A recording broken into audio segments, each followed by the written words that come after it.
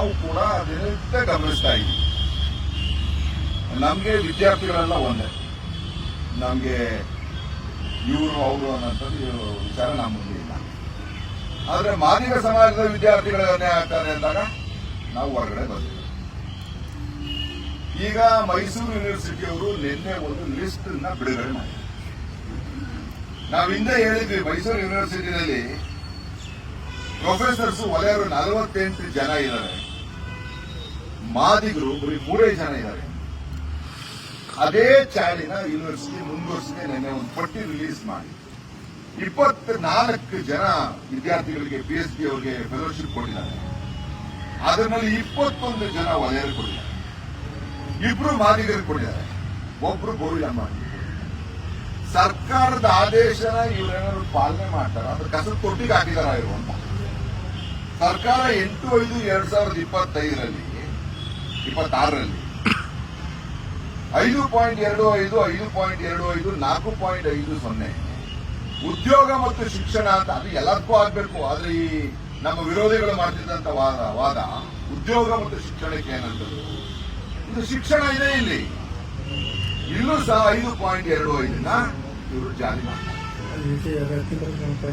ಮಾದೇವಪ್ಪನವರ ಹಿಡಿತ ಇನ್ನೂ ಯೂನಿವರ್ಸಿಟಿ ಇದೆಯಾ, ಪರೀಕ್ಷೆ ಮಾಡಿ ಅಂತ ಕೂಡ ಡಿಸಿಯವರಿಗೆ. ಮತ್ತೆ ಇವತ್ತು ಈ ಮೈಸೂರು ಜಿಲ್ಲೆ ಇನ್ಚಾರ್ಜ್ ಮಿನಿಸ್ಟರ್ ಯತೀಂದ್ರ ಸಿದ್ದರಾಮಯ್ಯನವ್ರಿಗೂ ಕೂಡ ನಿಮ್ಮ ಮುಖೇನ ಒಂದು ಪ್ರಶ್ನೆ ಕೇಳಿದೆ. ಯತೀಂದ್ರ ಸಿದ್ದರಾಮಯ್ಯನವರೇ, ನಿಮ್ಗೆ ಮಾದಿಗರಿಗೆ ನ್ಯಾಯ ಕೊಡುವಂತ ಆಸಕ್ತಿ ಇಲ್ವಾ?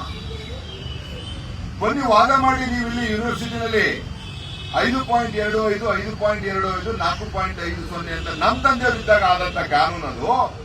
ಆ ಕಾನೂನು ಅನ್ವಯ ಎಲ್ಲರಿಗೂ ಅನುಕೂಲ ಮಾಡಿಕೊಡಿ ಅಂತ ನಿಮ್ಗೆ ಸ್ವಾಗತ ಮಾಡ್ತೀವಿ, ನಿಮ್ಗೆ ಅಭಿನಂದನೆ ಸಲ್ಲಿಸ್ತೀವಿ. ಅದಂತೂ ನೀವು ಜಾತಿವಾದಿಗಳ, ನೀವು ಇಲ್ಲಿ ಬಂದಿದ್ದೀರಾ, ಫೆಲೋಶಿಪ್ ಕೊಡಿ ಅಂತ ಹೇಳಿದ್ದೀರಾ. ನಾವು ಫೆಲೋಶಿಪ್ ಬರೋದೇ ಇಲ್ಲ.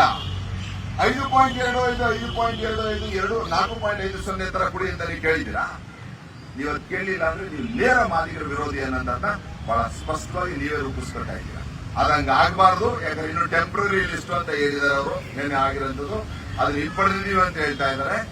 ತುರ್ತಾಗಿ ನೀವು ಎಂಟ್ರಿ ಆಗಿ, ನಮ್ಗೆ ಯಾವ ಮಕ್ಕಳಿಗೂ ತೊಂದರೆ ಆಗೋದು ಬೇಡ. ಆದ್ರೆ ಮಾದಿಗರಿಗೆ ಸಿಗ್ಬೇಕಾಗಿರೋಂಥ ಹಕ್ಕು ಅಧಿಕಾರ ಸಿಗಲೇಬೇಕು. ಅದು ಸಿಕ್ಕಿಲ್ಲ ಅಂದ್ರೆ ನಾವು ವಕೀಲರ ತಂಡಗಳು ಕೂಡ ಎಲ್ಲಾ ನಾಯಕರನ್ನ ಒಳಗೊಂಡು ಬೀದಿಗಿಳಿತೀವಿ, ಪ್ರಬೋಧನ ಮುಖ್ಯ ಹಾಕ್ತೀವಿ. ನಾಳೆ ಯತೀಂದ್ರ ಸಿದ್ದರಾಮಯ್ಯ ಅವರ ಹತ್ರಕ್ಕೂ ಬರ್ತೀವಿ. DC ಅವರು 9ನೇ ತಾರೀಕು ಕರ್ನಾಟಕ ಎಕ್ಸಾಮಿನೇಷನ್ ಅಥಾರಿಟಿ ಒಂದು ಗೈಡ್ಲೈನ್ ಹೊರಡಿಸ್ತಾ ಇದೆ. ಅದನ್ನ ಇಂಜಿನಿಯರಿಂಗ್ ಸೀಟ್ಗಳು ಸಂಬಂಧಪಟ್ಟ ಆ ಟೈಮಲ್ಲಿ ಒಂದು ಕ್ಲಾರಿಟಿ ಬರುತ್ತೆ. ದಯವಿಟ್ಟು ಒಂದು ವಾರ ತಡೀರಿ, ಅದಾದ್ಮೇಲೆ ಇದಕ್ಕೊಂದು ಕ್ರಿಯೆ ಆಗುತ್ತೆ. ಏನೋ ಡೌಟ್ಸ್ ನಿಮ್ ಕರೆದು ಚರ್ಚೆ ಮಾಡ್ತೀವಿ ಅಂತ ಹೇಳಿದ್ದಾರೆ. VC ಅವರಾಗ್ಲಿ ಯೂನಿವರ್ಸಿಟಿ ಅವರಾಗ್ಲಿ ನಾವು ಇವ್ರ ಮೇಲೆ ನಂಬಿಕೆ ಇಲ್ಲ. ನಮ್ಗೆ ಯಾಕೆ ನಂಬಿಕೆ ಇಲ್ಲ ಅಂತ ಅಂದ್ರೆ, ಈ ನೆನ್ನೆ ಲಿಸ್ಟ್ ಆಗಿರೋದು. ಆದ್ರೆ ಲೋಕನಾಥ್ ಅವರು ಇರೋದ್ರಲ್ಲಿ ನಮ್ಮನ್ನ ಕರೆದಾದ್ರು ಮಾತಾಡ್ತಾ ಇದ್ದಾರೆ. ಸೊ ಎಲ್ಲೋ ಒಂದ್ ಕಡೆ ನ್ಯಾಯ ಸಿಗುತ್ತೆ ಅಂತ ಅನಿಸ್ತಾ ಇದೆ. ಹಾಗಾಗಿ ನಾವು ಕಾಯ್ತಾ ಇದೀವಿ 9ನೇ ತಾರೀಕು ತನಕ. ಅದಾದ್ಮೇಲೆ ಏನ್ ಬೆಳವಣಿಗೆ ಆಗುತ್ತೆ ಅಂತ ನೋಡಿ ಮತ್ತೊಂದ್ಸತಿ ಯೂನಿವರ್ಸಿಟಿ ಬರ್ತೀವಿ. ಇಲ್ಲ ಅಂತಂದ್ರೆ ಉಗ್ರವಾದ ಪ್ರತಿಭಟನೆ ಶುರು ಮಾಡಿ.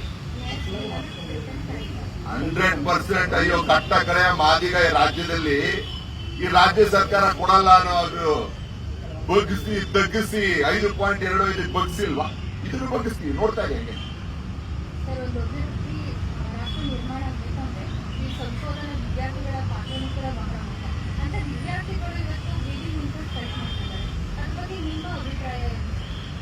ರೈಟ್, ವಿದ್ಯಾರ್ಥಿಗಳ ಭವಿಷ್ಯನ ರಕ್ಷಣೆ ಮಾಡ್ಕೋಬೇಕು.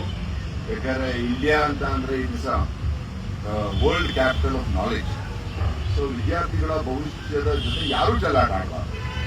ಆದ್ರೆ ಈ ಭವಿಷ್ಯನ ರೂಪಿಸುವಂತ ಸಂದರ್ಭದಲ್ಲಿ ಎಲ್ಲಾರನ್ನೂ ಜೋಡಿಸಿ ಮೈಸೂರು ಯೂನಿವರ್ಸಿಟಿ ಎಲ್ಲಾರ ಅಭಿಪ್ರಾಯ ತಗೊಂಡು ಯಾರಿಗೂ ಅನ್ಯಾಯ ಆಗ್ತದೆ ಹೆಂಗೆ ಅಂದ್ರೆ, ಮಾದಿಗರಿಗೆ ಅನ್ಯಾಯ ಆಗ್ತದೆ ಹೆಂಗೆ, ಒಲೆಯರ್ಗೆ ಅನ್ಯಾಯ ಆಗ್ತದೆ ಹೆಂಗೆ, ಗೋವಿಲಮ್ಮನಿಗೂ ಅನ್ಯಾಯ ಆಗ್ತದೆ ಹೆಂಗೆ, ಮತ್ತೆ ಇತರ ಎಲ್ಲಾ ಸಮಾಜದವ್ರಿಗೂ ಅನ್ಯಾಯ ಆಗ್ತದೆ ಹೆಂಗೆ ಕಾನೂನು ರೂಪಿಸಿದ್ರೆ ಆಗ ನೀವು ಹೇಳಂತ ಪ್ರಶ್ನೆಗೆ ಅರ್ಥ ಬರುತ್ತೆ. ಕಾನೂನೇ ರೂಪಿಸದೆ ನೀವು ಹೆಂಗೆಂಗೋ ಒಳಗಡೆ ಸೇರಿಸ್ಕೊಳ್ಳುವಾಗ ವಿದ್ಯಾರ್ಥಿ ಭವಿಷ್ಯ ಅಂತ ಅನ್ನೋದು ಡೋಂಗಿವಾದ. ವಿದ್ಯಾರ್ಥಿ ಭವಿಷ್ಯ ರಕ್ಷಣೆ ಮಾಡೋಣ, ಅದು ಎಲ್ಲರೂ ಇದನ್ನು ಗಮನದಲ್ಲಿಟ್ಟುಕೊಂಡು ರಕ್ಷಣೆ ಮಾಡೋಣ. ದ ವಾಯ್ಸ್ ಆಫ್ ಮಾದಿಗ, ನಿಮ್ಮಿಂದ ನಿಮಗಾಗಿ, ಸತ್ಯದ ಪರವಾಗಿ, ಸಮಾನತೆಯ ಹಾದಿಯಲ್ಲಿ.